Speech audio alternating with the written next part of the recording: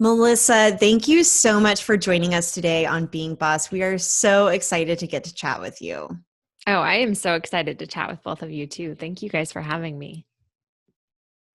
Okay, so I have been catching up a little bit on your brilliance and all the things that you have to teach. I was just telling you before we started recording that I listened to you as a guest on someone else's podcast, and it like really lit a fire under my ass about Facebook ads. And I just feel like you are such a generous wealth of knowledge. And so I'm excited to really dig into some of the things that you have to share. But I want to get started because I don't know a lot about your background. So how did your entrepreneurial journey begin?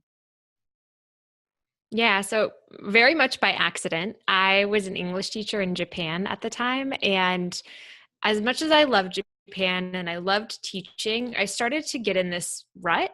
And I felt like my job was not fulfilling me anymore. I wasn't excited about what I was doing. And I also craved more of a community. So in Japan, there's kind of like a certain point that you can get to where you reach that point as somebody who's an outsider. And then you can't really go farther past that if you want deeper connections. At least that was my experience. So I thought, I'll create a blog online and I'll create this online community of creative people who want to just get together and talk and be friends.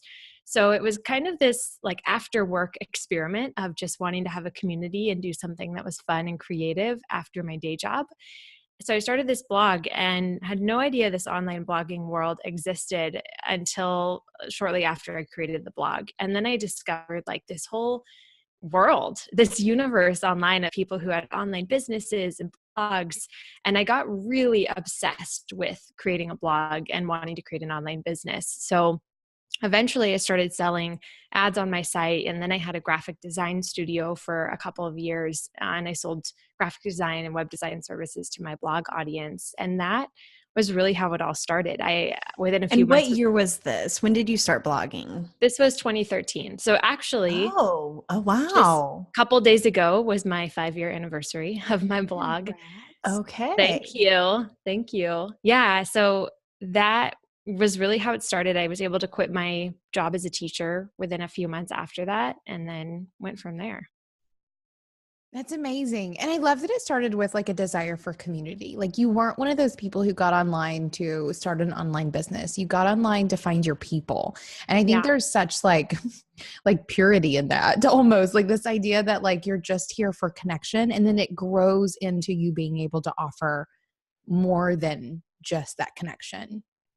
Right. Right. And someone asked me just a couple days ago, like, what do I think was something that helped my business succeed? And I feel like that was a big part of it, of like, I didn't go into it wanting to make tons of money or have success in a certain way. It was really like, I wanted a few people online that I could talk to about creative stuff and personal development. And if I had that, then I would be happy. And it was really just following that passion and excitement that led me to all this other stuff. So whenever you were sharing your journey, I asked you what year it was because it sounds a lot like probably even how Emily and I started with blogging and like maybe dabbling in ad space. And for us, or at least for me, it was in 2008. Emily, when did you start blogging? I mean, that was like my Right. professional I blog can't, was I 2008. think I that, had my journal or my, well, right. We're not going that far back. MySpace. Yeah, we're not going that Your far. live journal, is that what My you said? live journal, yes. I was like, my journal. Like I Right. just combined MySpace Wow. and live I had a journal. live journal too. Right. Yeah. I think I started in maybe oh seven or oh eight. Okay, so did you feel kind of late to, I'm not saying that you were late to the blogging game, Melyssa, but what was your perception? Like, I can't even remember 2013. Like, was that at the height of blogging and sponsored content or like advertising in the sidebar kind of thing? Yeah. Like, what was the landscape of blogging? Did you feel late to the game or did you feel like you hit it right at the right time? I didn't feel late, and it was definitely at the height of seeing tons of sidebar ads, having like sponsored posts where it was talking about other bloggers, those types of things, sponsored spotlights. I didn't feel late, but I did see all of these bloggers who had a few thousand people in their communities. And I thought, like, I'm never going to have that many people in my community. That's a lot. And I thought that these were just these almost impossible to reach celebrities in the blogging world. So it wasn't that I felt late, but it felt almost like I would never do that. It was more of like, just keep your small community and go with that. And these are the people that you can look up to as role models. I remember whenever I hit 100 people in my Blogspot sidebar, I was like, I have arrived. But now you have over 200,000 people in your community. So how did you become a total rock star whenever you thought that that was like never in the cards for you? Yeah. Oh my gosh. So many things have contributed to that. I think after a while, I started to just kind of get rid of that mentality of these are the people that I need to idolize. And these are the only people that, well, like, these are the people who will always be better than me. And I would start to do little things where I'd see success. Like, I'd get a graphic design client and send them an invoice that was way more expensive than I thought I was worth, but knew that really my quality was worth that much. Or like, I'd put out a blog post and get more comments that I thought I've ever gotten on a blog post before. So it was like these little measurements of realizing that I could do bigger things and reach more people and affect more people.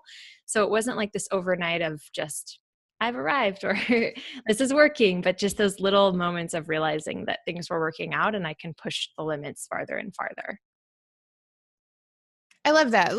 I want to talk about this pushing the limits further and further. At what point did you, I, for me, I equate this to like setting goals where like you go into it thinking, oh, I'll just like, see what happens. But at what point did you flip that into like actually going for it and setting goals?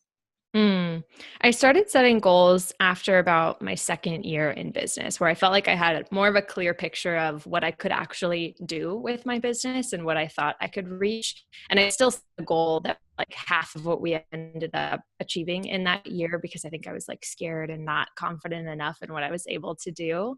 But I also struggled a lot in that year. So this was my third year in business. We more than doubled. I think it was like 4 or 5x our revenue from the previous year.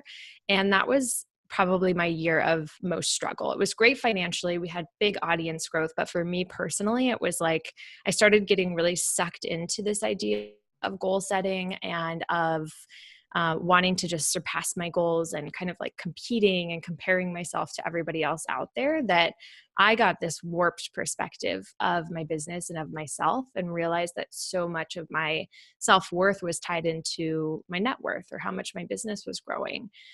So it was like this mindset of setting goals, but at the same time, this mindset of realizing that I needed to get back in touch with why I started this whole business in the first place, which was about connection and creativity and just having fun rather than always pushing myself to do something that maybe wasn't in alignment anymore with why I started this or what actually brings me joy.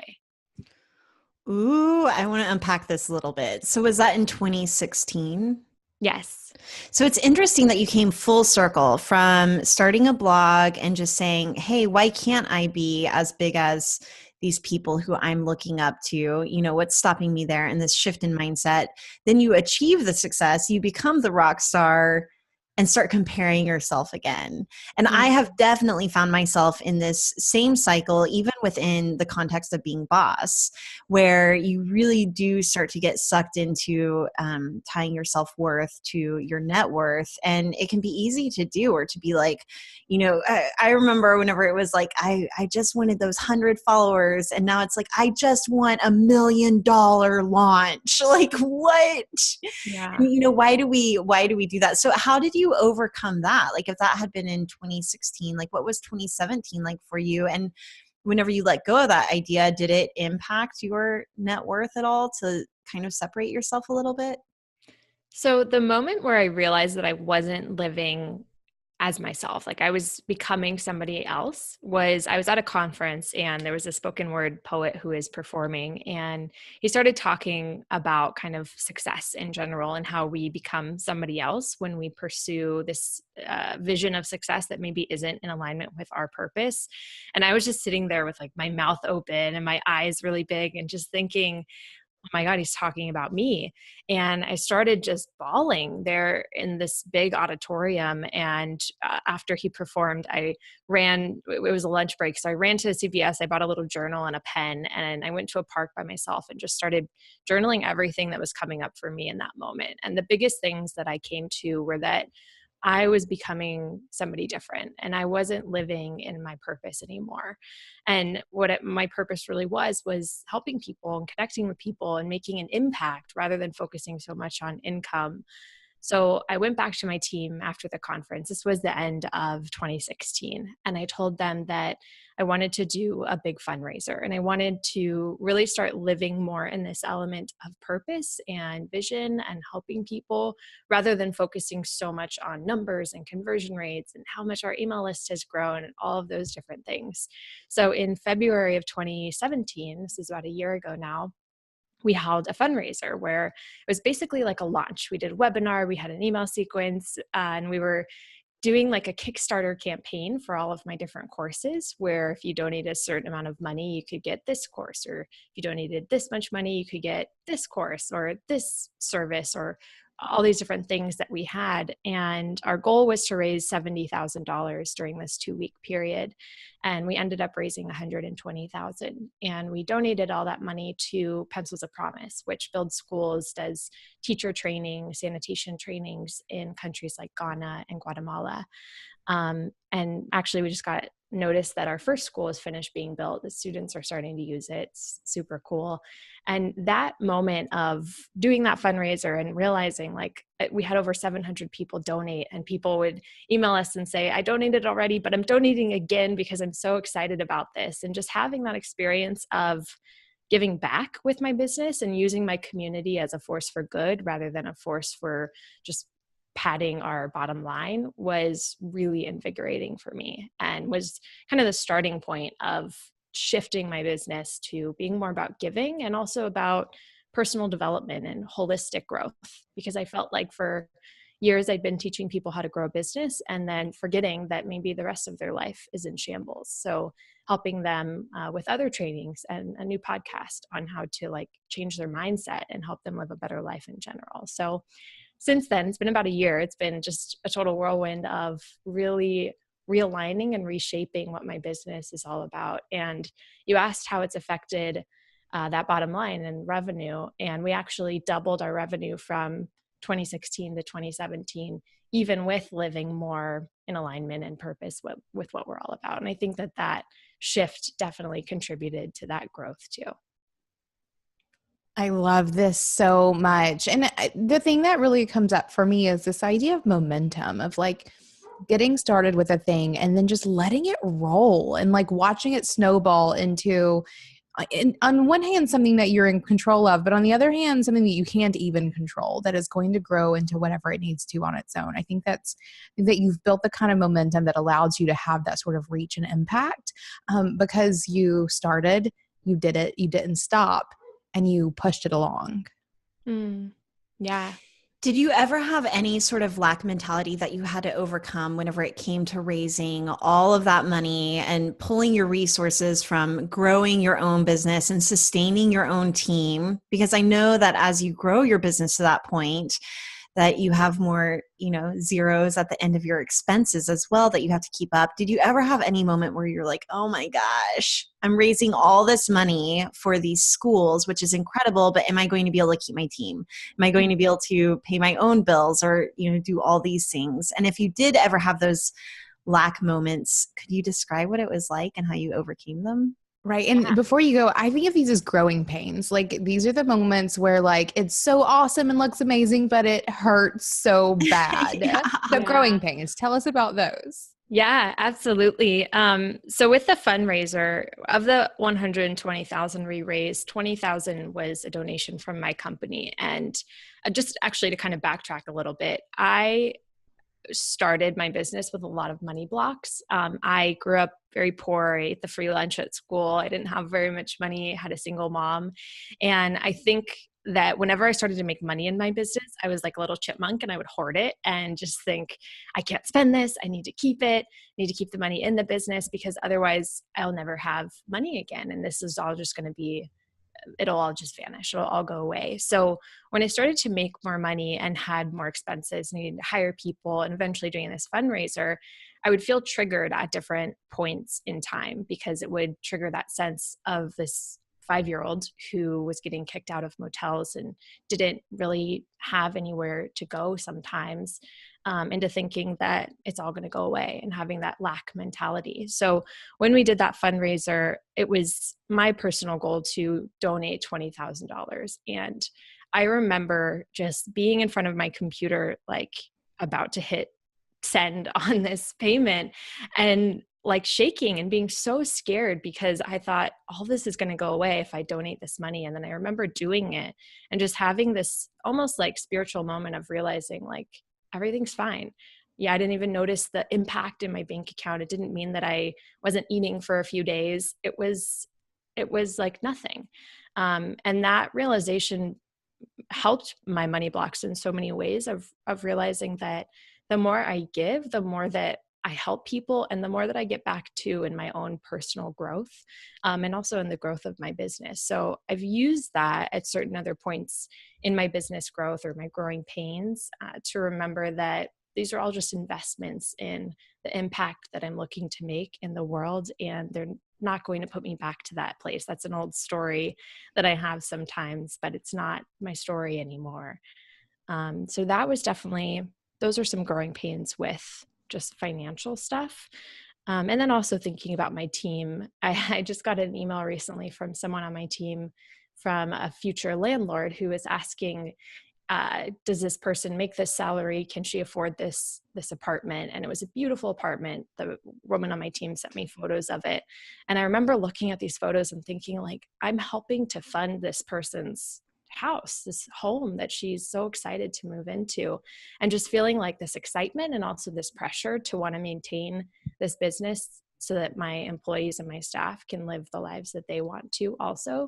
So I think there's always these hints of growing pains of certain blocks or realizing what impact your business has beyond yourself and being willing to commit to maintaining and sustaining that for everybody else.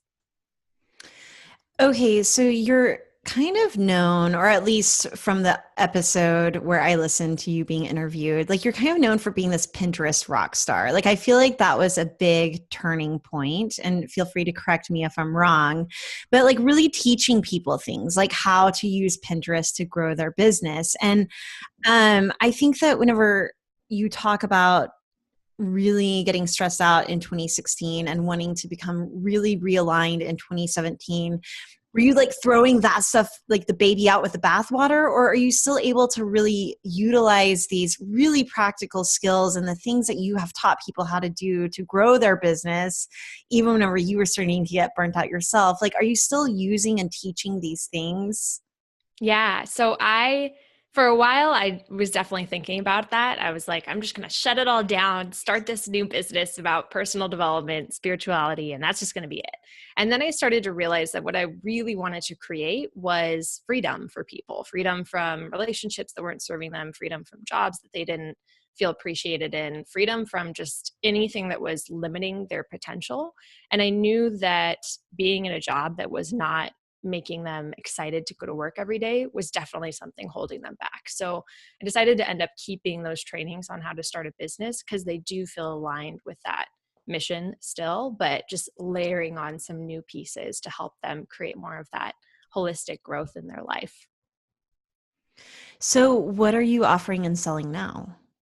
So I'm still selling my old courses. I shouldn't say old, but my courses that are more about how to start a business, how to create an audience and sell things online.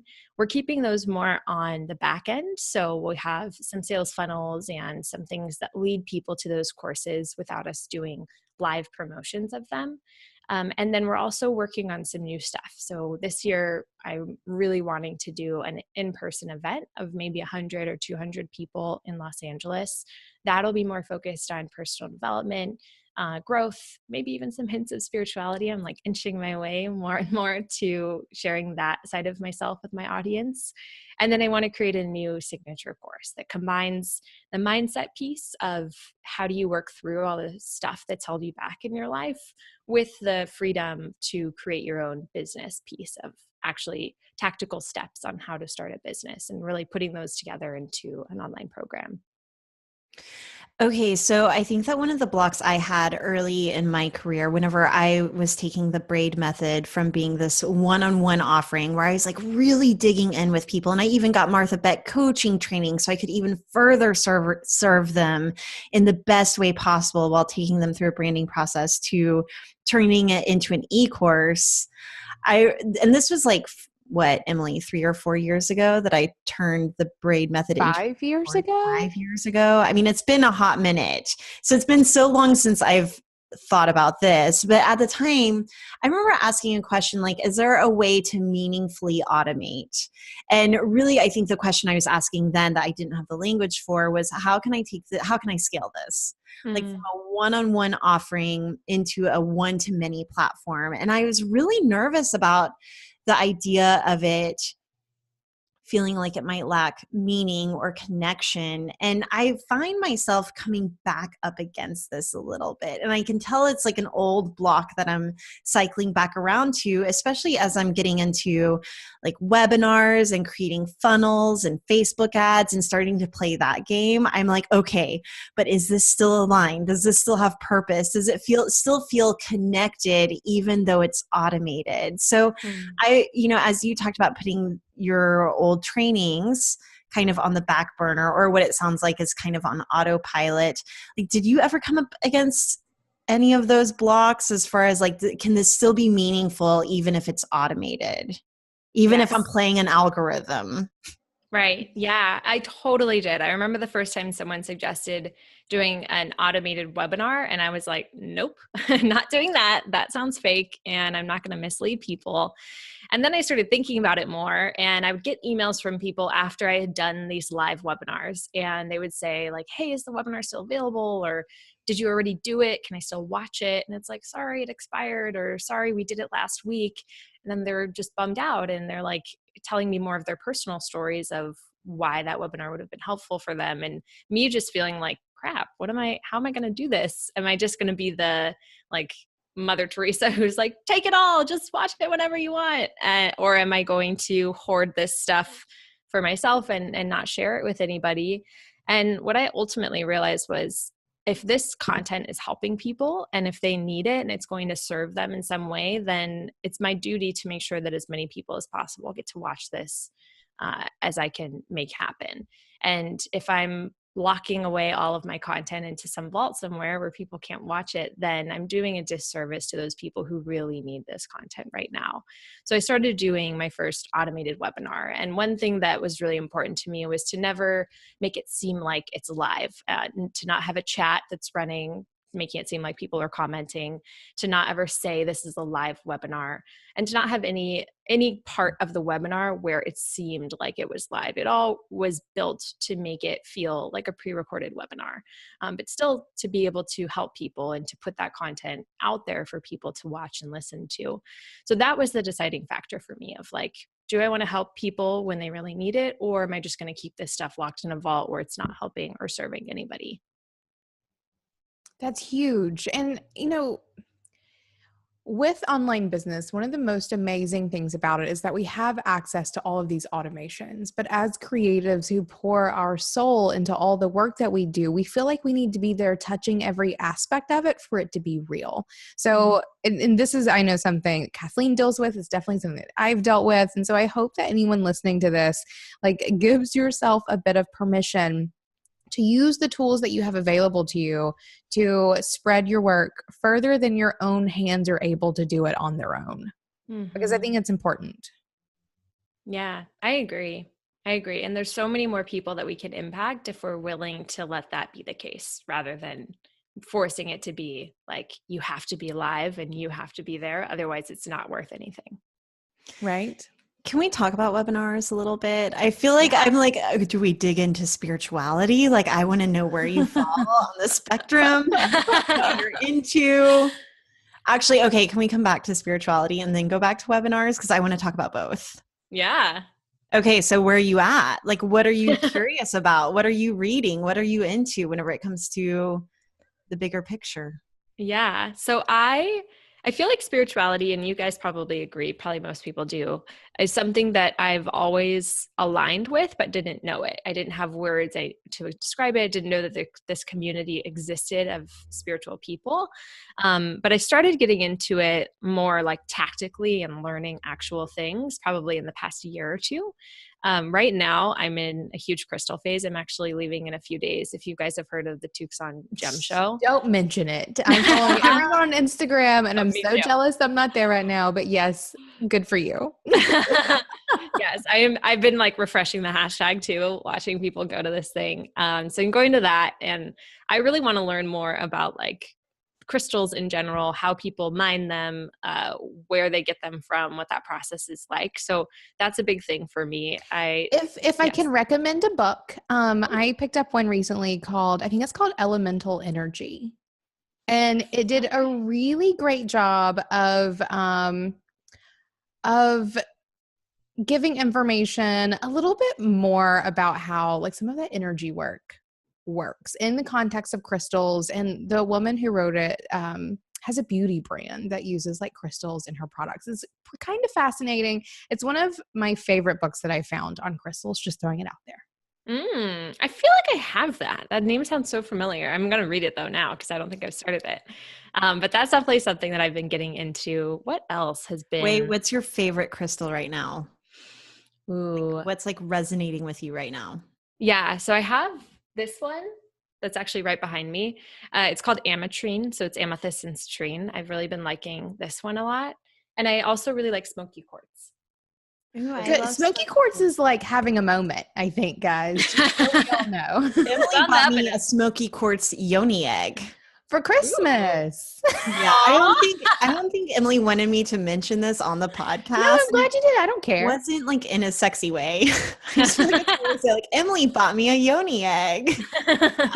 We did an interview a couple of months ago with a woman who was talking about yoni eggs. It became a funny joke between Kathleen and I. One of Kathleen's favorite stones is smoky quartz as well. So we were at a vacation in New Orleans in October. I was in our favorite like lapidary store, and they had a little basket of yoni eggs, and one of them was this beautiful smoky quartz. And I was like, ding, ding, ding, this is Kathleen's Christmas present. It's the weirdest present I've ever given anyone ever. I love it. So Melyssa, do you feel like you can like feel the crystal? Like, can you feel energy from it? I have a harder time. Like Emily is real into crystals and is starting to even sell them through Almanac Supply Co., which is her new creative endeavor. But I have a harder time like, am I really feeling this? I don't know. So do you feel it? It depends. So I do Reiki. I get Reiki done to me every week. And when I do Reiki, she'll put crystals on me and then my body's just like buzzing the whole time. And I can totally feel that. But when I go home and I just try and meditate with a crystal, it's more hit or miss. It's a lot harder for me to feel it. And one thing that my Reiki practitioner told me when I was actually talking about the same thing with her was she said, like, just if you feel anything, don't discount it or don't try and rationalize your way through it and just feel like, oh, this is just like my body always feels like that, or I'm just warm right now and that's why I feel that way. Actually realize that what's happening is because of the crystal is in your hand or near you and putting more for value into that. So I've been trying to do that more lately too. That's been helping.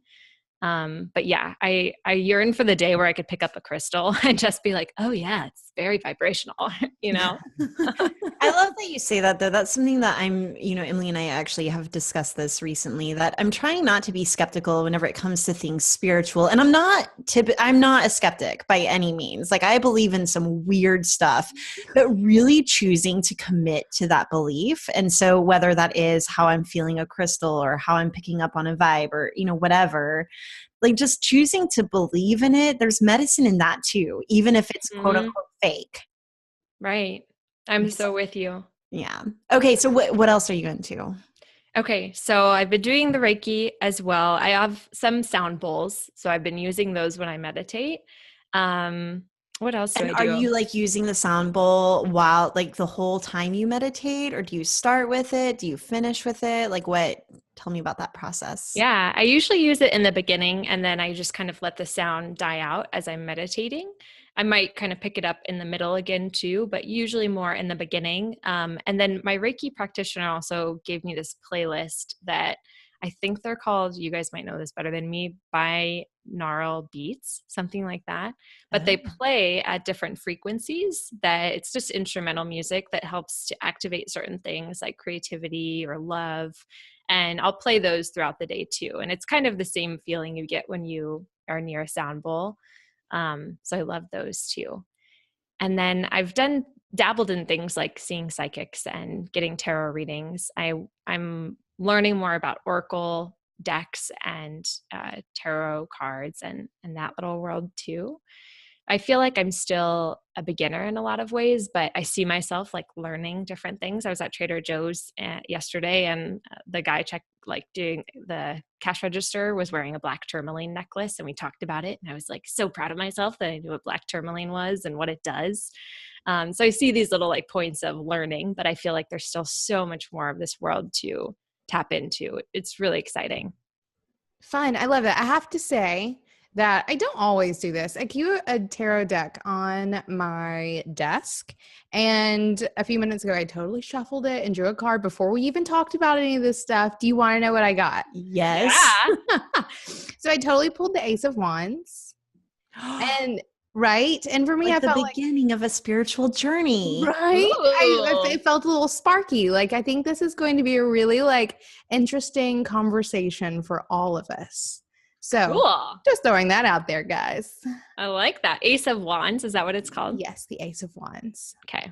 I gotta look that one up more later too. Ooh, I think like as a designer, I'm really trying to dive in, and I think that we're all students of this stuff all the time. And unless you're like, I don't know, the people who first wrote about this stuff, it's really hard to feel like an expert in spirituality because it's so esoteric and I don't know, personal and different and evolving, and everyone's bringing their own perception to it. So I don't know, I'm just so excited right now. I think that's something I really want to focus on in 2018 is going within a little bit more and really thinking about how I bring ritual or expression to my spirituality to like make it more concrete versus just, I don't know, meditating every once in a while or the equivalent of like praying when I need it.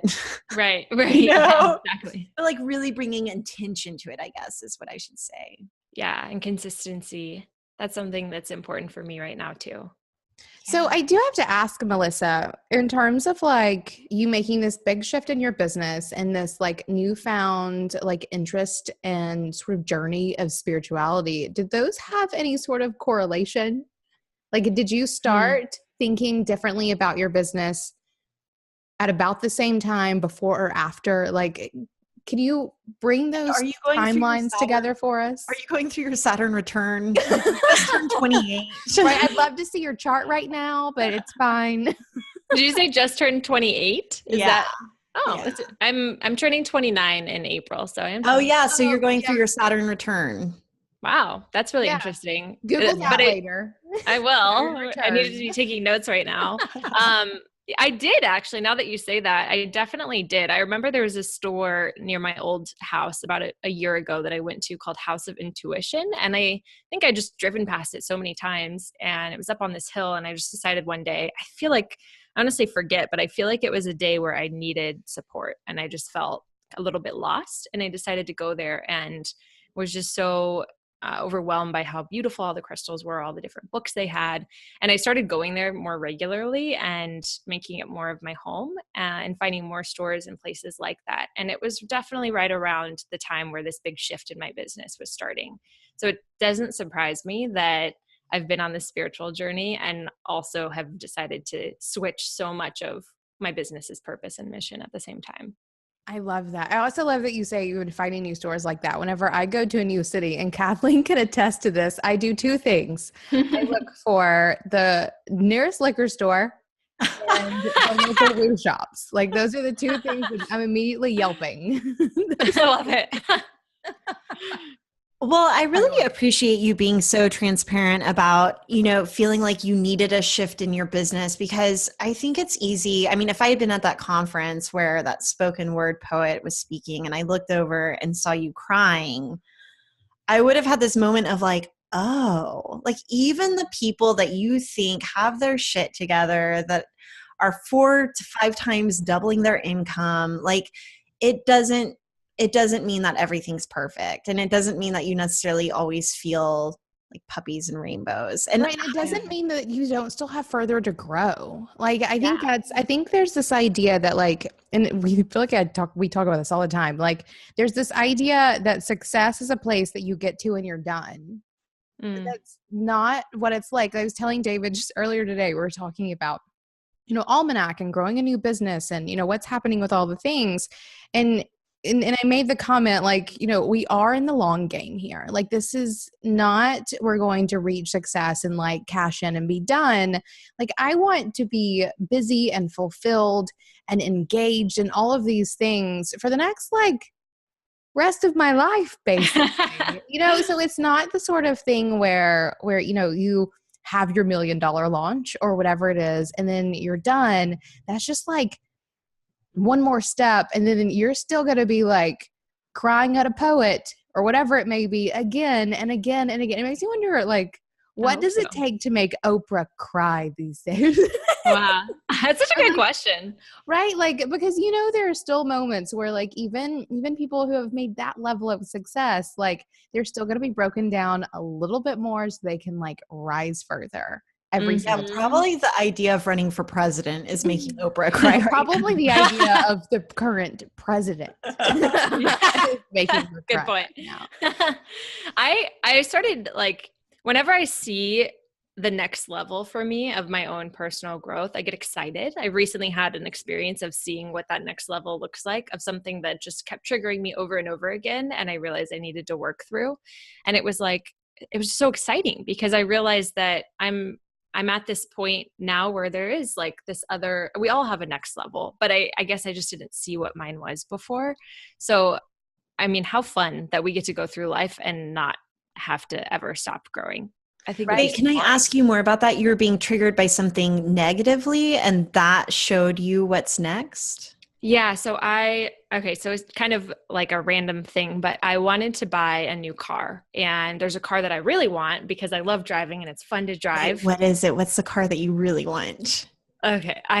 So this is part of my trigger right now, but I really want. Sorry to trigger you here on the Being Boss podcast, right. But I really want to know what car you want to drive. Yeah. So, and this is part of the story. So the car that I really want, I test drove it more just for fun. But it's a hybrid Cayenne Porsche. And I don't want it because of the status or because it's like an expensive car. I want it because I test drove it, and driving is one of those places where I just feel in my flow state. I feel like alive and happy listening to music and driving. And it's just really fun to drive. And it's a hybrid, which is something that I was seeking out.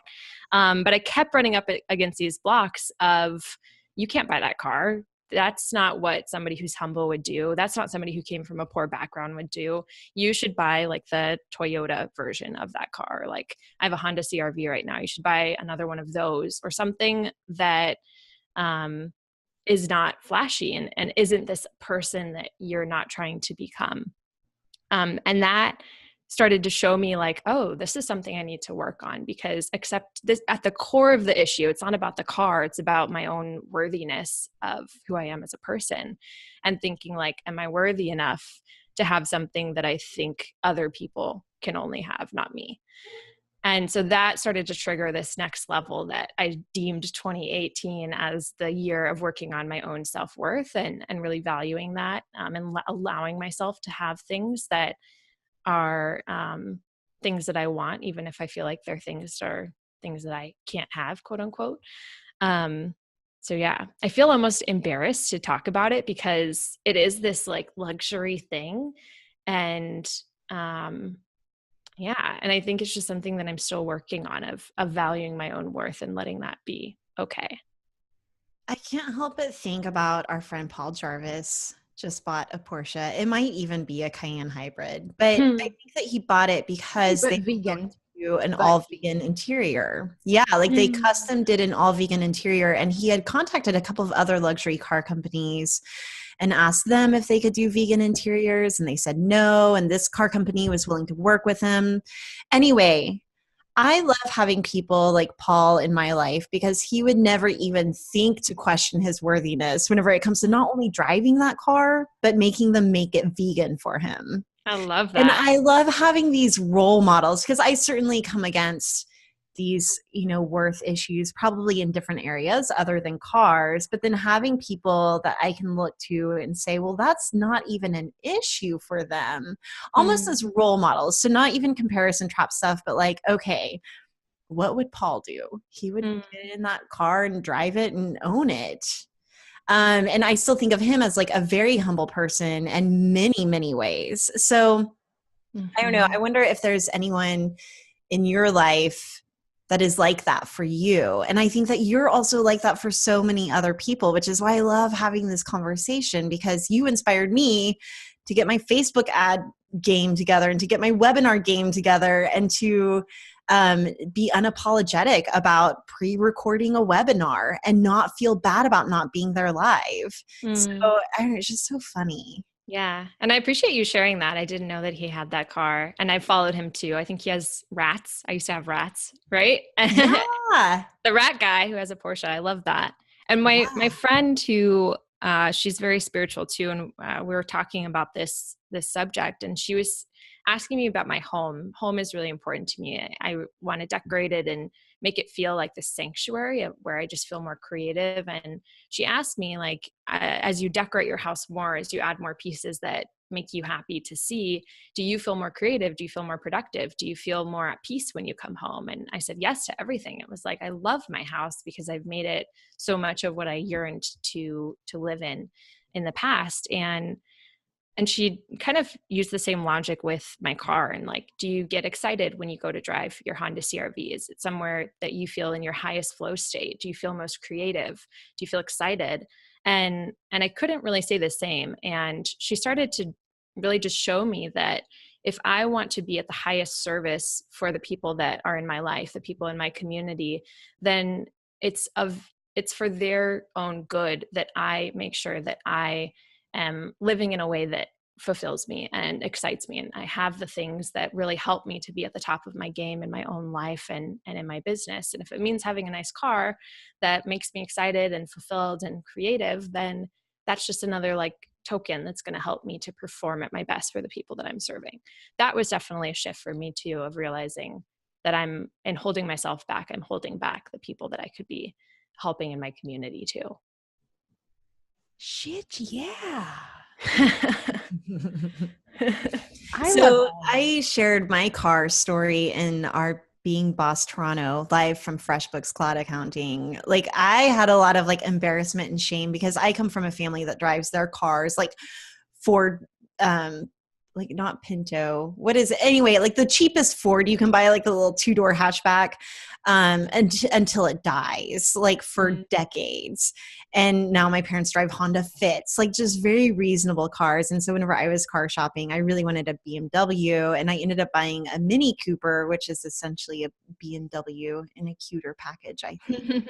But there is something to be said for cultivating confidence by behaving like a confident person. And for me, I just felt like I could behave more confidently. And I think the same thing applies to style, which is my word of the year. Like whenever I feel like I'm in my style, I feel like I'm in my confidence. And that definitely translates to how I talk on the podcast or how I approach other creatives that I want to be friends with. And it's just another example of, we always talk about the work-life blend and how you really can't separate work and life. And I think that it gets really nuanced even in those areas as well. And even in areas of spirituality, which is why I was so excited to kind of dig into that topic with you, because I really see spirituality play a huge role in everything from style and the car that we're driving to abundance and worth issues and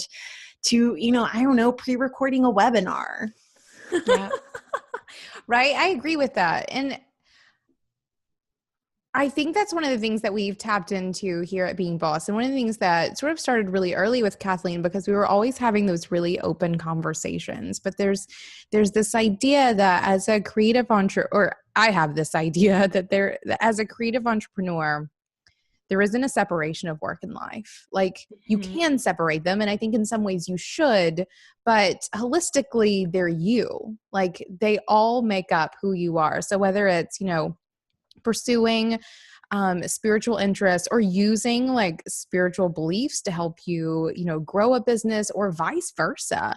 I think that that's all part of sort of creating this like whole person that, at the end of the day is super fulfilled by the work that they do, as well as the life that they're living. And they're able to do that day after day. And I think it's that like living as an example that sort of lifts the whole world up, like person by person by person. And I think all of it's worth pursuing. And it's not just about working and it's not just about living. It's about doing it all at once. Mm. Yeah. Okay, coming back to the car. Yeah. Did you buy it? I mean, I feel like you've been really transparent about even some of your income reports, which I was looking at. I would have just like thrown down like, here's a check. Yeah. So I'm actually going to lease it. I'm talking to an agent right now. And the reason I'm leasing it is because my bookkeeper said it's a lot harder. You could write this off as a business expense. It's a lot harder to do if you just put down all the money for buying the car versus like a payment of a few $100s every month. So for that reason, I'm leasing it. But I'm waiting for the cars. They're at like an inspection point at a port right now. So when they get in, I will have my car and I'm just going to rock it and let it be a thing.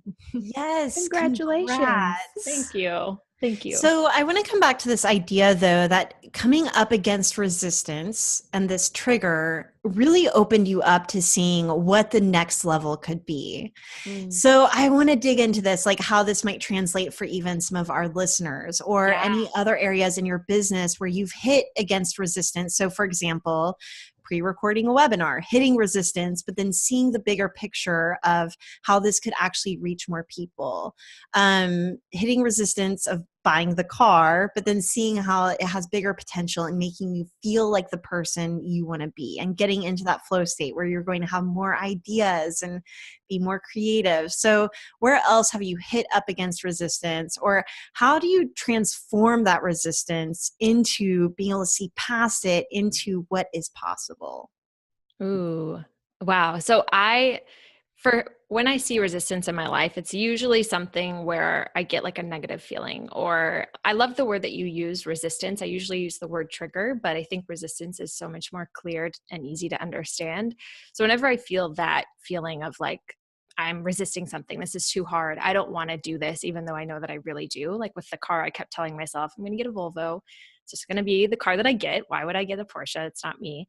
And whenever I started to notice that I was resisting something that I really wanted or something that I knew I could do if I worked past some mindset, then that was my reminder or trigger, I guess, to dig into that feeling more and see like what the next level looks like. So I like to look at it with excitement rather than fear. It's more of like, oh wow, I just discovered this thing that's going to help me expand into more of who I am, versus crap, I just discovered something that's reminding me of how small I really am. So choosing to see it with this view of optimism and excitement versus fear and wanting to stay small is, I think, something that's really important for anybody who wants to continue to grow throughout their life rather than stay stagnant or even like kind of decrease in their own personal growth. So some other points of resistance for me, I think right now or in the past year, I've ran into some resistance of really wanting to shift my business message from all about starting your own business to more of how do you create a holistic and amazing life that fulfills your potential, and worrying that I'm going to lose this audience that I've grown from this other thing. And I'm going to fail and suck at this new thing that I really want to do, because it is such a 180 from what I've taught before. So that's definitely a resistance that I've come up against in the last few months. And I've gone to psychics to talk about it. I've talked to basically every friend that I have about this topic. I've joined masterminds and masterminded through it. And as much as I get great advice from people, the thing that I keep coming back to is like, why did I start this business in the first place? Part of it was to have fun and to leave a 9-to-5 job that wasn't fulfilling me anymore. And if I'm just creating a business that's creating that same kind of impact in my life of not fulfilling or not fun or not exciting, then I'm basically just recreating my 9-to-5 again. So I'm now venturing more into the side of let's just do it, and maybe it'll work out, maybe it won't. But as long as it's fun and I know that this is in alignment with what I want to be doing right now, then it's the right thing. I love all of that. I also love that we did not talk about webinars. I'm glad that we didn't even go there. Dear listeners, we have like 18 questions on webinars because I'm also truly fascinated by a lot of the tactical trainings that you've taught, but people can find those elsewhere. I'm so grateful that we got to dig into this other side of you and get a sneak peek into where you're going. And I can't wait to see how that unfolds for you. I think you've done such a brilliant job. And I also want to point out that I love that in creating that stability for yourself that might feel stifling at times, like a 9-to-5, you have also afforded yourself in that the freedom to now play a little bit and to take risks that you might not otherwise be able to take. Mm-hmm. Yeah. I think that's what I'm after and what I'm trying to teach people too is just freedom. Whatever that looks like for you is what you should be creating in your life. Yeah, agreed. Oh, I love it. All right. There's one question here that I am fascinated by. So we'll actually go back to the script here, guys, for a second. I'm going to talk for half a second about like daily habits and like some routines that you have to actually run the thing, because we've talked about a lot of like large strokes here, like maybe some super practical, like daily habits and routines that you use to get it done. Yeah, I love talking about habits. The first thing I do when I wake up is I make my bed. I think there's a whole book about this. I should probably read it, but it's probably called Make Your Bed. I think that's what it's called. Yeah, I think I know what you're talking about. Yeah. My response is no thanks, but I probably should. It takes like 30 seconds. So it's a really quick thing. And I recently got some like throw pillows to make it look a little nicer. And I just make my bed and I make it look nice. And whenever I walk into my bedroom, because I work at home, or whenever I wake up in the morning, it just feels like this tiny piece of staying in my integrity and creativity to have that one little thing that I start the day with that's serving my space and adding to that creative feeling. So I make my bed, and then I have all these little drinks that I make. I try to drink 10 cups of water per day. I actually try to drink 15, but I usually actually come in at 10.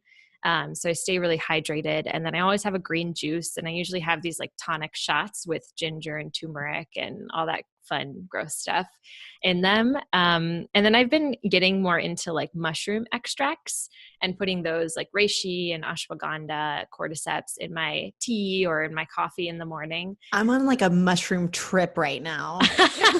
Right. This like I do like lion's mane and reishi in the evening, and this like whole concoction I make.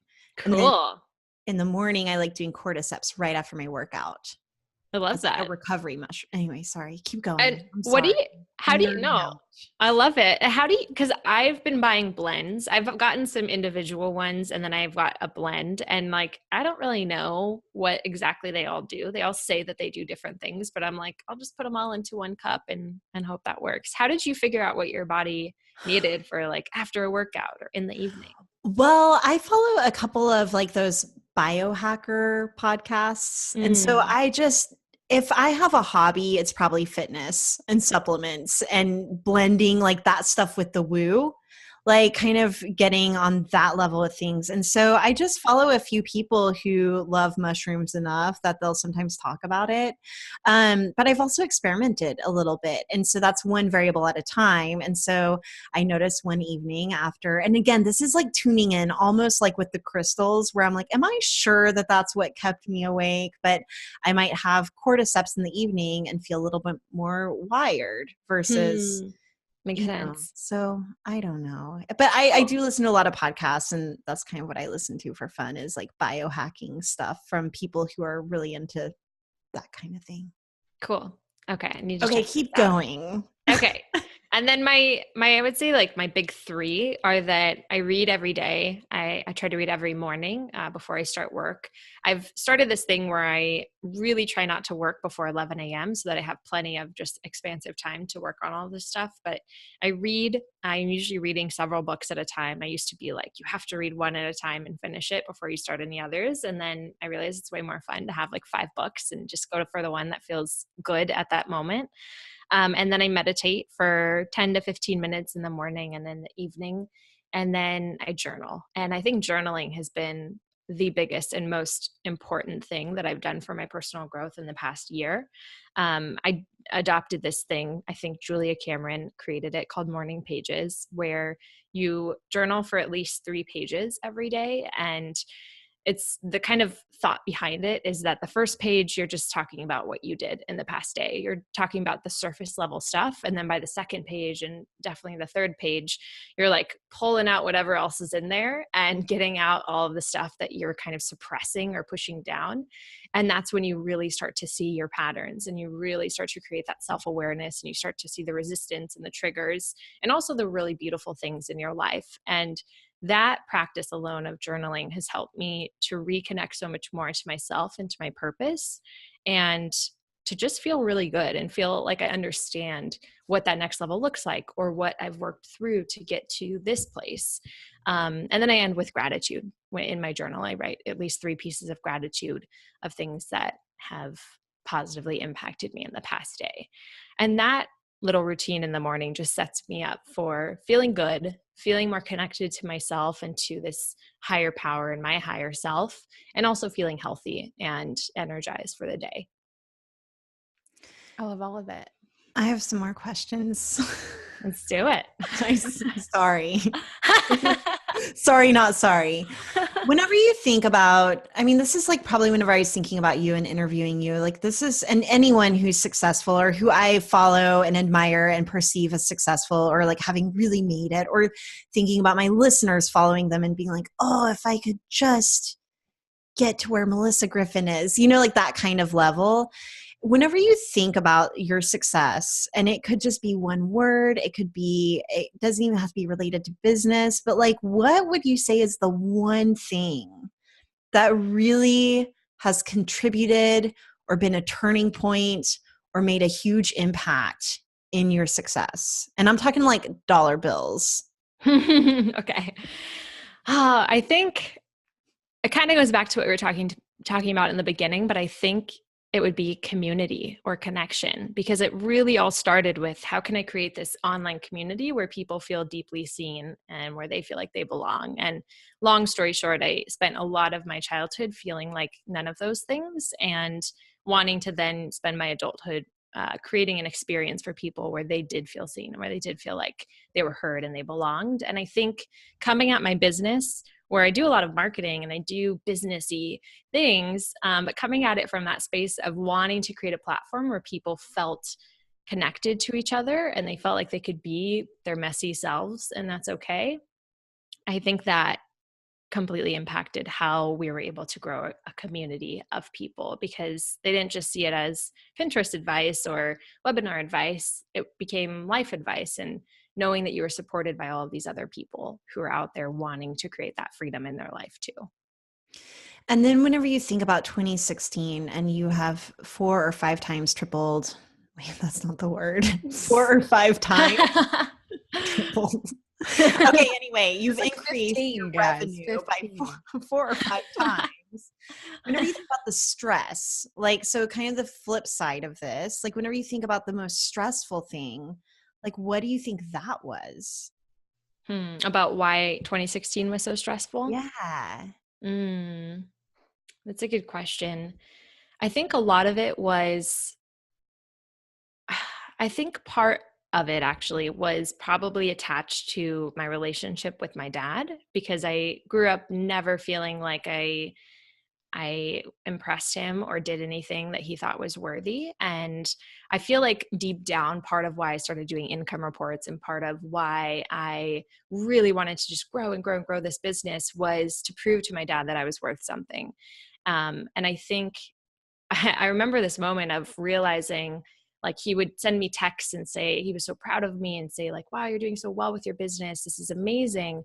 And having it not feel like anything. And I think that was probably part of my own shift too, of realizing like, wow, I searched and tried so hard to get the approval of this person who I've forgiven and I love. And then I got it and realized that I never needed it. And really what was so powerful was always inside of me and was not something that I needed to attain from someone outside. It was always something that I needed to create from within myself. And I don't know if that answers your question, but I think that was a big part of where the 2016 came from, deep down.